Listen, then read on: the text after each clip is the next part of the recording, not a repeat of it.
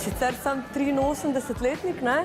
Ampak ta neka juga, pač ta neka spomin na otroštvo, v bistvu bolj ljubezen do kvalitete. Ker ta oblačila, ki nas obkrožajo zdaj, so čist po domače katastrofalna. Tako da me je že od nekdaj privlačilo to, da dejansko za temi kosi stojijo neke šivilje, ki so dostojno živele in v bistvu poznale vsak tak šiv in materiali so bili dobri. Podobno razmišlja tudi Špela Golčer, ki svojo zbirateljsko strast postopoma in z občutkom spreminja v posel. Njena stojnica je bila prava časovna kapsula. Ko sem je tega ful nabrala, sem se odločila, da bom začela to tudi prodajati. No. In tako se je začela v bistvu zgodba umetne Jugoslavije. Retro predmetom se je pridružila še kolekcija oblačil z znanimi motivi. Kakšni so odzivi?